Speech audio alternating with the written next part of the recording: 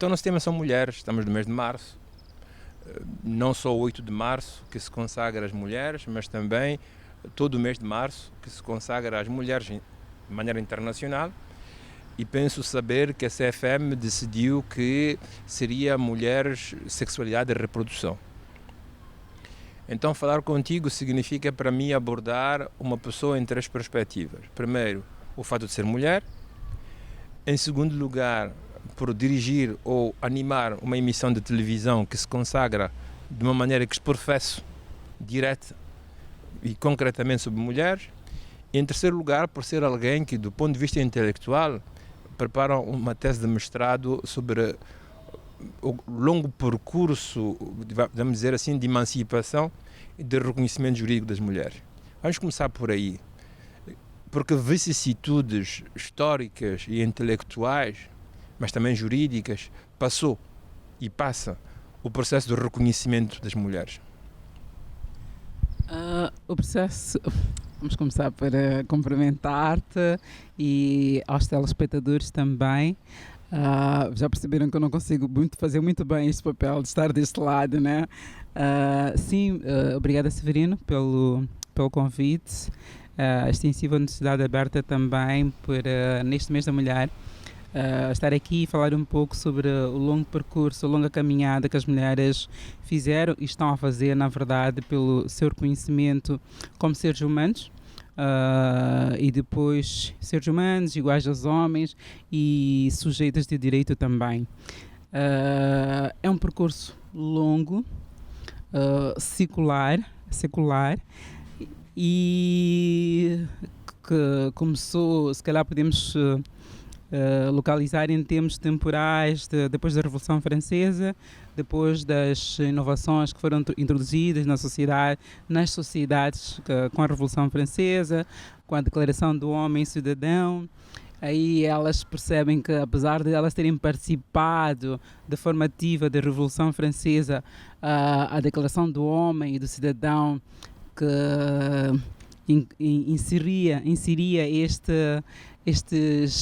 essas como é que eu posso dizer, aquilo que foi o iluminismo, a ideia do iluminismo, que os homens eram livres e iguais, mas elas perceberam a partir daí que na verdade elas não foram incluídas, que a ideia de que os homens a partir daquela altura eram todos iguais, eram livres e tinham direitos, o que poderia a partir daquele momento pôr um limite aos governantes, ficou claro para elas que na verdade elas não tinham sido incluídas. A partir daí elas desencadeiam então um processo de reivindicações, de lutas, até que foram reconhecidas como seres humanos, iguais aos homens e com direitos. E eu posso localizar isto a partir de 1979, quando foi da elaboração e aprovação pelas Nações Unidas da Convenção para a eliminação de todas as formas de discriminação contra a mulher.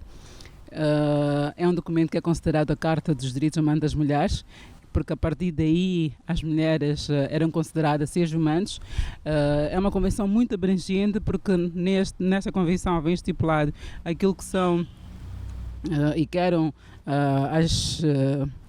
os desejos, aquilo que moveu os movimentos feministas durante longo tempo, que eram os direitos civis, os direitos políticos, os direitos económicos, e vem tudo englobado nesta convenção. Então, a partir daí, a partir de 1979, as mulheres já tinham um instrumento internacional que lhes podia ajudar a continuar as batalhas, sobretudo dentro das suas próprias sociedades, até porque este movimento é um movimento que foi fluindo e fluiu pelo mundo todo. Então, a partir desta convenção, os Estados-partes foram obrigados a integrar dentro dos seus ordenamentos jurídicos o princípio da igualdade e o princípio da não discriminação. Este é um documento muito importante para as mulheres, para o conhecimento jurídico das mulheres, mas é um documento que também deixou as mulheres com algum ceticismo, porque uma boa parte dos Estados que ratificaram esta convenção, e foram muitos, mais de 186, mas muitos deles colocaram reservas. E o curioso é que as reservas têm a ver com o artigo 15 e 16, exatamente os artigos que estipulam sobre a igualdade de género e sobre a não discriminação das mulheres. As contradições do iluminismo são subejamente conhecidas, como são conhecidas as contradições das grandes revoluções liberais, aquelas que precederam a Revolução Irlandesa ou aqueles que vieram depois, a Revolução Americana ou a Revolução Francesa. A Revolução Americana diz que todos os homens são iguais, mas escreve embaixo, mas que existem homens e outras pessoas. Estas pessoas eram os negros, eram os índios e, guarda-caso, também eram as mulheres. A minha pergunta seria, qual é a especificidade, digamos assim, da luta das mulheres, já que as mulheres negras, elas padecem, digamos assim, 2 níveis de discriminação, o fato de ser negros e o fato de ser mulheres. Será que isso lhes dá uma especificidade? Será que há toda uma cultura de pensamento que reivindica uma especificidade para as mulheres, sobretudo para as mulheres negras? Sim, há esta questão racial. É curioso que o racismo foi uma das bandeiras dos movimentos feministas. Elas, para além de lutarem contra o sexismo, lutavam também contra o racismo, mas a partir de um certo momento elas perceberam ou seja, as mulheres negras perceberam que também eram vítimas de racismo por parte das outras mulheres ou por parte de alguns movimentos feministas. Quando surgiu, por exemplo, o movimento sufragista, cuja procura era pelo direito ao voto, que garantiria a participação política das mulheres, começou-se então a perceber que, na verdade, havia classes de mulheres. Eram as mulheres da classe média, as brancas, e havia também as mulheres negras. A história conta fala sobre uma escrava, Sojourner Truth, que não sabia nem ler nem escrever, mas que em um discurso perguntava: não sou eu uma mulher? Aparentemente é uma frase simples, mas é profunda, porque dentro dela ela questionava se, pelo fato de ser negra, pelo fato de ter sido escrava, não devia ser considerada uma mulher, e isso não lhe permitiria ter um direito ao voto. Então foi esse processo de racismo dentro dos movimentos feministas existiu. Foi um processo longo até que se chegasse a perceber que as mulheres negras também deviam ser consideradas, mas foi um processo que levou também muito tempo, porque depois havia um conflito entre o sufragismo feminino e o sufragismo dos negros, dos homens negros. Quando digo negros, não eram consideradas mulheres, mas eram vistos como os homens negros. E conta-se, por exemplo, a Angela Davis conta que o fato dos homens negros, aos homens negros ter-se permitido votar, não foi porque se estava a Porque se acreditava na igualdade entre as pessoas. Não porque se acreditasse na igualdade entre as pessoas, mas por razões políticas. Porque o Partido Republicano assumiu que se permitisse o direito ao voto aos negros, que eram cerca de 2 milhões de negros do Sul, eles teriam mais pessoas, mais 2 milhões de pessoas a votarem pela hegemonia dos republicanos, que queriam conquistar o Sul também. Então foi por esta razão, por razão política, que permitiu-se aos negros de votarem, ao invés das mulheres brancas, primeiramente. Os homens negros foram votar, tiveram direito ao voto. As mulheres brancas continuaram neste processo de luta pela participação política, conquistaram o voto, mas a permissão para que as mulheres negras, refiro ao contexto americano, pudessem ter direito ao voto, foi um processo que levou muito mais tempo do que as mulheres brancas. Então, há sim essa questão racial dentro dos movimentos feministas. Então nós podemos dizer que Moçambique, sobre este ponto de vista, está na vanguarda.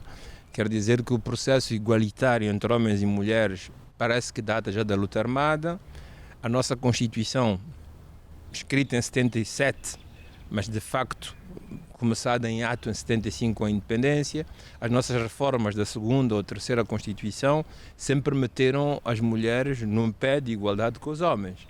Tanto mais que tivemos uma primeira-ministra mulher, temos ministra da Educação, Negócios Estrangeiros agora, no Parlamento. Podemos dizer que, do ponto de vista jurídico, Moçambique está em fase, vamos dizer assim, com a evolução da história do mundo e, de certa maneira, até na vanguarda. Eu acho que sim. Eu acho que, em termos de legislação, em termos formais, Moçambique está na vanguarda, sim. Moçambique possui uma vasta gama de legislação sobre as mulheres, sobre a igualdade das mulheres, sobre a proteção das mulheres. Por exemplo, quando falo da proteção, falo da lei contra a violência doméstica, falo da lei contra as uniões prematuras. Então, eu considero que Moçambique realmente está na vanguarda de muitos países. Até sobre a proteção das empregadas domésticas, que muitas vezes nós não prestamos atenção, mas Moçambique está na vanguarda e para que Moçambique, nesse aspecto, está na vanguarda até em relação ao Brasil. Então, Eva, por que celebrar o 8 de março? Por que celebrar o mês da mulher? Porque as celebrações, os dias festivos, mais do que para celebrar uma data ou rememorar uma história, são momentos de reflexão sobre o que fazemos bem e o que fazemos mal. Se do ponto de vista jurídico, no mundo, da Revolução Francesa 79, chegamos a direito das mulheres, se em Moçambique estamos praticamente na vanguarda, o que é que explica que estejamos aqui a celebrar o mês de mulheres? Pois é, seria interessante se nós pegássemos na trouxa e fôssemos para casa e descansar, assumindo que estava tudo conquistado, mas não está, na verdade. Nós falamos de termos formais, em termos legais, Severino, mas em termos práticos, em termos sociais, estes direitos não se materializaram. O que acontece é que a maior parte dos direitos que nós conquistamos, e não é um problema de Moçambique, é um problema do mundo todo, a maior parte dos direitos que nós conquistamos, eles estão no plano formal. Eles não se efetivam no dia a dia. Tu estás a falar de Moçambique, por exemplo. Nós, este mês, como falaste, estamos agora no Centro Cultural Franco-Moçambicano. O programa, este programa da Universidade Aberta vai para o mês da mulher. Estamos a celebrar a mulher. E o lema do mês da mulher da Embaixada Francesa é sobre os direitos sexuais e reprodutivos. Eu podia te perguntar-te, os direitos sexuais e reprodutivos têm a ver com a autonomia do corpo, com a liberdade para tu decidires quando e como é que queres ter filhos, quantos filhos queres ter. Eu podia te perguntar-te, será que uma menina moçambicana do distrito, digamos, de Buze, em Sofala, uma menina em Namtikliwa, em Nampula, uma menina aqui em Chibuto, em Gaza, ou em Massinga, em Mbane, ela tem a liberdade para dizer, olha, meus pais agora, eu tenho 19, 20, 21 anos, eu não quero ter filhos, eu quero ter filhos a partir dos 30 anos. Será que esta menina moçambicana tem a liberdade para fazer isso? Não creio. Não creio que tu também acredites que elas tenham liberdade para fazer isso. Sobre os casamentos prematuros, por exemplo, nós temos uma lei que proíbe os casamentos prematuros, mas quantos casamentos prematuros acontecem quase que diariamente debaixo dos nossos olhos? Então, estás a dizer que se estamos na vanguarda do ponto de vista formal, do ponto de vista de uma hermenêutica, de uma tradução do direito à realidade social e prática, estamos aquém do desejado. Mas o exemplo que tu deste é para Moçambique e o resto do mundo. É a mesma coisa. Houve um grande avanço, volto a dizer, Severino, em termos de direito, quer nacionais, quer supranacionais, falo das convenções e por aí fora, mas em termos práticos não. Há dois exemplos que são, agora três na verdade, acho que há umas semanas atrás, na Polónia foi aprovada uma lei contra o aborto, independentemente do aborto, independentemente se há malformação ou se não há malformação. O aborto, que se integra dentro dos direitos sexuais e reprodutivos, é um dos direitos que são fundamentais para a emancipação da mulher. são fundamentais para a emancipação da mulher. Então, quando tu olhas para uma sociedade em pleno século XXI que diz que não, é proibido aborto, independentemente das circunstâncias, é um grande retrocesso. Há uns anos atrás, acho que são 2 anos atrás, eu vi assistir na televisão com surpresa as mulheres suíças irem para a rua reivindicar igualdade salarial. Olha, elas voltavam para a rua porque tinham estado na rua 20 anos atrás. 20 anos depois não tinha acontecido nada, elas tinham voltado para a rua para reivindicar igualdade salarial. Na Suíça, este ano, as mulheres italianas, agora provavelmente se justifiquem e vão dizer que é por causa do Covid, as mulheres foram para a rua também reivindicando a igualdade salarial. Sem falar dos múltiplos casos de violência doméstica, violação sexual que nós temos em nossas sociedades. Mas o exemplo da Polónia é um bom exemplo, porque isso permite falar de tradições e culturas sem necessariamente invocar Moçambique ou aquilo que se chama terceiro mundo. Não haverá uma discrepância entre construir um direito formal que não esteja adequado com as maneiras de viver das sociedades, das culturas e dos grupos humanos. Não estará o direito a tentar impor-se alguma coisa e que seja essa imposição que cria resistências, que faz que uma grande Polónia católica não se sinta à vontade com a evolução desses direitos e volte naquilo que tu chamaste um retrocesso. Não será por isso que, não obstante a legislação em Moçambique, nós continuamos a encontrar resistências na aplicação prática do direito formal. Não será por isso que em muitas partes do mundo, não obstante 2 séculos de luta, de evolução do direito feminino neste caso, mas podiam ser outro tipo de direitos, encontram ainda resistência. Eu de alguma forma concordaria contigo, porque acho que, até olhando para a nossa própria legislação, que muitas delas vêm da época colonial e foram criadas num contexto de colonização e que não olhou para os costumes, para os nossos costumes, para a nossa forma de vir, a nossa forma de estar. Na verdade, o que fizemos foi importar o costume dos outros. E mesmo agora, com a revisão de muitos dos nossos códigos, nós continuamos como que a fazer de alguma forma um copy-paste das outras civilizações para as nossas civilizações. Mas eu me refiro concretamente à questão das mulheres. Não será que o fato da Frelimo, durante a luta armada, ter proclamado primeiro o destacamento feminino, depois a OMM, e através disso a igualdade entre as pessoas, o fato de em 75 na Constituição termos metido igualdade entre homens e mulheres, o fato de termos mulheres ministras, parlamentares, não entra em choque, de certa maneira, com um certo costume, com uma certa cultura, mas que o costume e que isto machista, faz no caso. machista, e que isto cria resistências nas culturas, porque a Polónia parece mesmo isso, parece-me que é uma cultura cristã e católica, talmente implementada no tecido social, que faz com que haja resistências às mudanças que o direito propõe. Quererás tu dizer que as nossas sociedades são machistas? Sempre foram. Eu posso argumentar contra. E sei que não vais concordar comigo, certamente. Porque, por exemplo, há quem assuma e afirme categoricamente que as sociedades africanas não são umas sociedades de desigualdade de género, onde os homens e as mulheres tiveram os papéis diferentes de acordo com o sexo. Eu já te falei da senhora Orenka, a Ayumi, acho que é esse o nome dela, nigeriana, que escreveu um livro que se chama Invenção da Mulher, e que nesse livro ela fala, por exemplo, do conceito da mulher, daquilo que o Ocidente chama de mulher, não é o que nós temos. Ela fala, por exemplo, da sociedade Yorubá, que na sociedade Yorubá não havia essa diferença de papéis, que os homens e as mulheres não tinham papéis diferentes de acordo com o sexo. Mas havia uma divisão de trabalho, havia mulheres que, em termos hierárquicos, eram chefes e havia homens que não eram, por exemplo, e ela assume que esta desigualdade, esta diferença de papéis começou a existir a partir depois da colonização.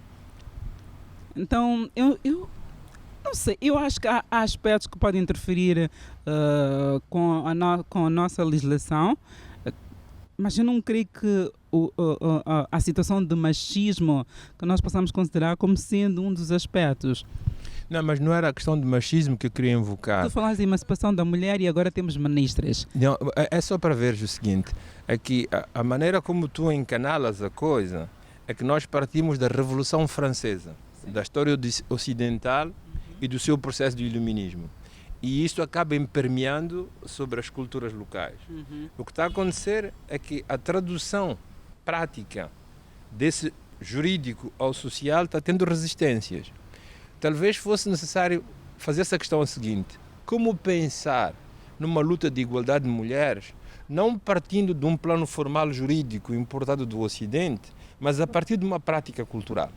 Fazer a mesma luta, mas não trazendo cânones jurídicos importados que não encontram, vamos dizer assim, uma aceitação no plano do cotidiano das pessoas, mas a partir do cotidiano das pessoas pensar, imprimir uma dinâmica de igualdade. A questão seria que culturas, Severino, que tradições, porque este é um dos grandes desafios que nós temos agora, entre o que é cultura e o que é a violação dos direitos humanos. Por exemplo, se tu estás a falar da cultura, há sociedades que assumem que os casamentos na tenra idade são uma tradição. A excisão feminina é quem assume que é uma tradição. Mas a excisão não é a violação dos direitos humanos? Então, tu terias que dizer de que culturas é que tu queres falar. Porque dizer cultura ou tradições, há muitas coisas que são feitas à luz da tradição, mas que ao nosso olhar significam violação dos direitos humanos. Porque que uma mulher é retirada a parte do seu clítoris alegadamente porque não pode sentir o prazer sexual? Tu estarás a violar os direitos sexuais e reprodutivos, os direitos sexuais dessa mulher, à partida. Então, e vais-me dizer que é uma tradição, que é uma cultura que deve ser preservada? O casamento as uniões prematuras devem ser preservadas? Aquela menina não tem direito de ir à escola, não tem direito de escolher o parceiro que tem, porque repara que muitas vezes os casamentos prematuros são realizados com meninas de 16, 17 anos, ou menores ainda, 14 por aí, com senhores de 60 anos. Então, como é que tu podes dizer que, à luz das culturas, eu posso conversar contigo em relação a outras coisas, outras formas de estar, por exemplo, a forma como nós resolvemos os nossos problemas. Um exemplo muito interessante em relação a como a cultura pode ser integrada na lei ou ajudar a resolver os nossos problemas, em vez de resolvermos usando a lei que importamos do Ocidente, se calhar.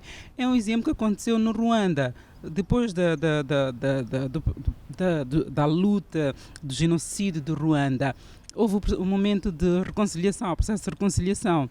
E nesse processo de reconciliação, as mulheres sugeriram que esse processo fosse feito usando uma forma tradicional de resolução de problemas. Acho que é guichacha ou qualquer coisa assim. Não me lembro muito bem do nome. Esta é uma forma tradicional de resolução de problemas que nós devíamos incorporar e assumir. Porque é uma forma saudável de fazer. Eles usarem uma forma tradicional de resolver os problemas e o Ruanda está a seguir. Diferentemente de nós, por exemplo, que voltamos uma vez mais a conflitos armados, o Ruanda está a seguir sem conflito armado. Mas não era por aí que eu queria dizer.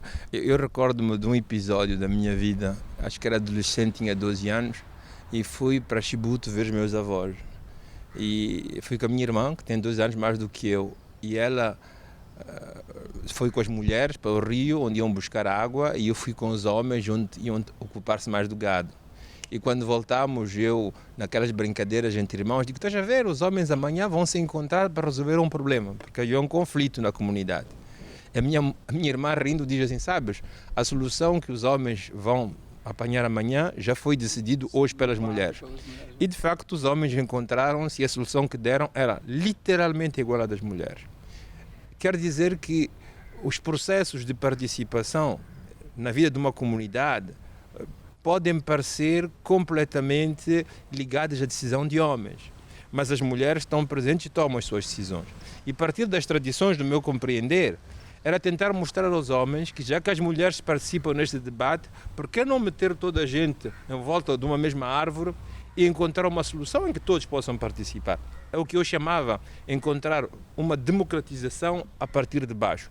Não ia tanto nas questões de prevaricações, praticamente, como pode ser a incisão. Mas a questão que se segue, que é fundamental, é a seguinte: o que fazer agora para fazer esta longa luta, continuar esta longa marcha e traduzir os direitos formais, direitos jurídicos, em direitos práticos, em direitos sociais? Eu acho que aí nós temos um longo trabalho e esse acho que é uma das bandeiras que nós devemos assumir agora. Eu falo dos movimentos feministas, devem assumir isso como uma bandeira agora, como um grande desafio. E eu posso arriscar e dizer que uma das formas de fazer com que a efetivação dos direitos que as mulheres conquistaram aconteça, primeiro é que haja conhecimento sobre essas leis. Eu reparo que muitas vezes nós falamos sobre direitos, mas os destinatários destes direitos muitas vezes não os conhecem. Enquanto eu preparava esta conversa contigo e a minha dissertação também, vou descobrindo coisas, vou descobrindo fatos relacionados com mulheres e descobri, por exemplo, que a Convenção sobre a Eliminação de Todas as Formas de Discriminação contra as Mulheres criou depois um protocolo adicional, que a partir deste protocolo adicional, qualquer mulher pode submeter uma queixa a esta Convenção, ao Comitê da CEDEAW, que faz a monitorização desta convenção. Mas eu não tenho a certeza, e posso arriscar dizer que não, que as mulheres moçambicanas, por exemplo, não têm conhecimento sobre isto. Então, o que percebo muitas vezes é que a maior parte dos direitos que nós temos hoje não são conhecidos por nós. E depois nós temos uma grande falta de cultura jurídica na sociedade moçambicana. Eu não sei como é que são as outras sociedades, mas nós temos isto aqui. Nós não conhecemos as leis de cidadania, nós não exercemos nada, absolutamente nada. A impressão que tenho é que as pessoas nem sequer sabem que têm deveres para consigo mesma, para com a comunidade em que estão, para com o país em que estão, não têm direitos, elas não sabem que têm direitos. Então é preciso que as pessoas conheçam, saibam sobre a cidadania, saibam que devem exercer a cidadania. Há um exemplo que eu posso dar de algo que aconteceu agora, dias, que fez com que 2 comentadores de um programa de televisão, saíssem, abandonassem o programa, alegadamente porque o terceiro comentador habitual tinha sido afastado do programa.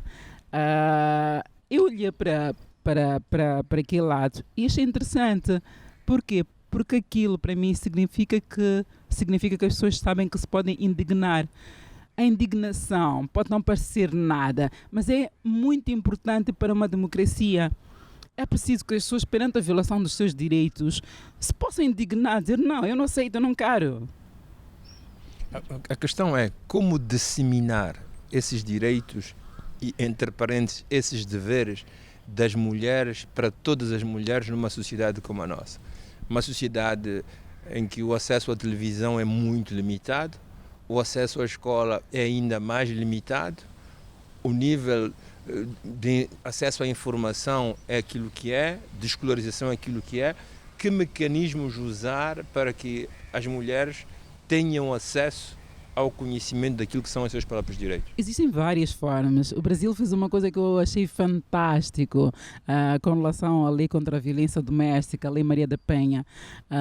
Alcione, que é uma das cantoras mais populares do Brasil, cantou a Lei Maria da Penha. Os brasileiros pegaram na letra da música, transformaram numa canção e difundiram pelas rádios. Hoje em dia, quase todas as mulheres brasileiras conhecem a Lei Maria da Penha e sabem como usá-la. Então, são destas pequenas coisas. Por exemplo, falei sobre Ruanda, há uma resolução das Nações Unidas, do Conselho de Segurança das Nações Unidas, que é a resolução 1325, que obriga aos Estados-partes a incluírem as mulheres nos processos de construção de paz, preservação e reconciliação. Uma boa parte dos países africanos que têm estas coisas e que passaram pelos processos de guerra, como a Libéria, por exemplo, o Congo, traduziram esta resolução para as línguas locais. e difundiram. Porque muitas vezes nós até podemos fazer essas traduções. O Tomás Vira-Mar e a Organização Tomás Vira-Mar, Ciclacan, está a fazer um belíssimo trabalho em relação a isso. Estão a traduzir, por exemplo, as constituições para as línguas locais, as línguas nacionais moçambicanas. Então, fazer essas traduções e difundir essas traduções é fantástico, é uma boa forma de começar. Outra forma é esta que eu mencionei, como fizeram os brasileiros, cantaram essa lei. É uma lei que é fundamental para a proteção das mulheres contra a violência doméstica. Me parece uma boa saída. Enfim, a saída da tradução supõe que as pessoas saibam ler as línguas locais, que tenham uma cultura de leitura. O que é um problema também. A tradução implica uma tradução de conceitos jurídicos que não são muitas vezes fáceis e evidentes. É um trabalho necessário, importante, parece complicado. Mas a segunda me parece um pouco mais abordável. Estamos no Centro Cultural, aqui os franceses estão a ouvir, estão a celebrar o mês da mulher, há a possibilidade de fazer programas, música, teatro, dança, e não ficar só no Maputo e levá-lo para os lugares mais recônditos. Com as outras línguas também. Cantando para que as mulheres saibam, haja socialização dos seus próprios direitos. Tu és apresentadora de televisão e estás na TVM, é a televisão com maior difusão a nível nacional, possibilidade de convidar moças, mulheres. Organizações também, já tentei fazer isso através de uma organização. E então a gente sabe qual é o desafio. A gente também conhece os meios que tem que usar para chegar a uma consecução positiva. Eu penso que o desafio fica para os fazedores de cultura, os tradutores de leis em atos sociais, para utilizar os meios que nós temos, estes e outros, para que de facto os direitos das mulheres possam ser conhecidos pelas mulheres e que elas possam se valer disso para reivindicar um espaço social mais alargado da nossa sociedade. Foi bom estarmos juntos. Este encontro devia ter sido num espaço dedicado a mulheres. Parece que não existe em Moçambique. Mulheres não é o OMM. A praça do OMM existe, mas uma praça de mulheres, no sentido lato, que engloba todas as mulheres, independentemente das cores partidárias e políticas, não existe. Oxalá que seja um desafio para o futuro e que o próximo mês de março, quer dizer do próximo ano, possamos estar aqui a celebrar não a não tradução do jurídico ao social, mas a vitória desta tradução e um maior conhecimento das mulheres dos seus próprios direitos. Foi um prazer e obrigado. Obrigada.